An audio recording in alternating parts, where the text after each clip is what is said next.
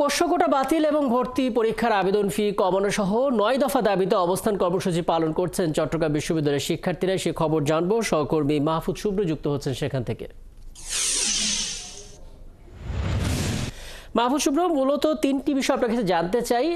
৯টি দফা দাবি, সেটা কি একটু জানিয়ে দেবেন? এবং গতকালই আমরা সিন্ডিকেটের মিটিংয়ের খবর পেয়েছিলাম, সেই মিটিংয়ে এ নিয়ে কোনো সিদ্ধান্ত হয়েছে কিনা, হয়ে থাকলে আসলে ছাত্রদের এখনকার অবস্থান কেন, ছাত্ররা আসলে কি বলছে, নতুন কোনো কর্মসূচির দিকে তারা যাবে কিনা, কোনো আশাবাদ তারা পেয়েছে কিনা?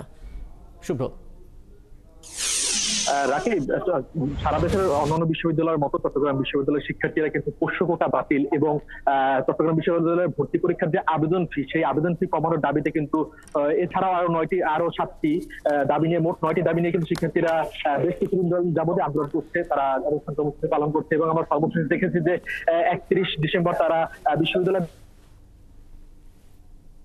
আন্দোলন করছে। চট্টগ্রাম বিশ্ববিদ্যালয় সংস্কার আন্দোলন, সেই ব্যানারে কিন্তু সাধারণ শিক্ষার্থীরা আন্দোলন করছে এবং তারা বলছে যে আসলে কোটা নিয়ে জুলাইয়ের অভ্যুত্থান হয়েছে, কোটাকে বিলুপ্ত করার জন্য। সেই কোটা আবার বিশ্ববিদ্যালয়ে চালু হবে। বিশ্ববিদ্যালয়ের শিক্ষক, কর্মকর্তা, কর্মচারীরা তারা একটি সরকারি চাকরি করে, তারা কিন্তু সরকারের কাছ থেকে বিভিন্ন ধরনের সুযোগ সুবিধা পায়। কিন্তু অন্যান্য যেই বিশ্ববিদ্যালয় শিক্ষার্থীরা রয়েছে, তারা কেউ কৃষকের পরিবার থেকে আসে, কেউ অনেক নিম্নবিত্ত পরিবার থেকে আসে, কিন্তু তারা আসলে এখান থেকে একটা বৈষম্যের সৃষ্টি হচ্ছে তাদের সাথে। এবং তারা এটা কিন্তু বলছে যে চট্টগ্রাম বিশ্ববিদ্যালয়ের শিক্ষার্থীরা রয়েছে, তারা যে সেই যে চট্টগ্রাম বিশ্ববিদ্যালয়ের যে ভর্তি পরীক্ষা, সেই ভর্তি পরীক্ষার ফি 1000 টাকা নির্ধারণ করেছে, যা আসলে সাধারণ মানুষের আয়ের অনেক ঊর্ধ্বে থাকার কারণে কিন্তু চট্টগ্রাম বিশ্ববিদ্যালয়ের যে অধ্যয়নরত শিক্ষার্থীরা আছে, তারা কিন্তু এই দাবিতে কিন্তু তারা আন্দোলন করছে। এবং আমরা দেখছি যে গত 2 জানুয়ারি কিন্তু বিশ্ববিদ্যালয়ের এই যে আন্দোলনের প্রেক্ষিতে শিক্ষার্থীদের বিশ্ববিদ্যালয়ের প্রশাসন কিন্তু শিক্ষার্থীদের সাথে একটি মত বিনিময় সভা করে এবং সেখান থেকে কিন্তু বিশ্ববিদ্যালয় প্রশাসন জানায় যে পুস্তকটা নিয়ে তারা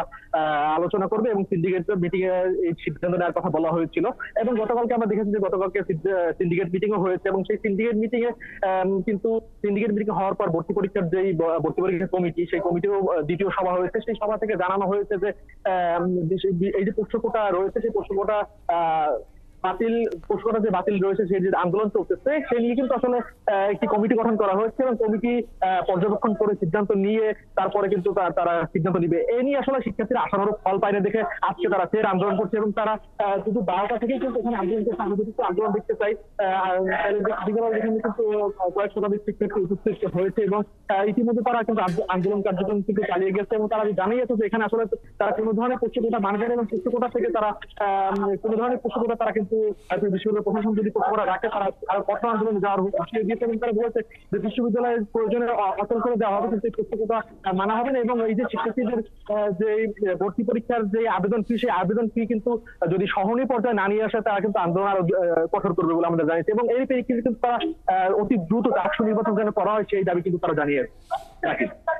অনেকগুলো তথ্য জানিয়ে দিলেন মাহফুজ শুভ্র। নিশ্চয়ই পরবর্তীতে আরো কথা হবে আপনার সঙ্গে। মাহফুজ শুভ্র আমাদের সঙ্গে যুক্ত হয়েছিলেন এতক্ষণ।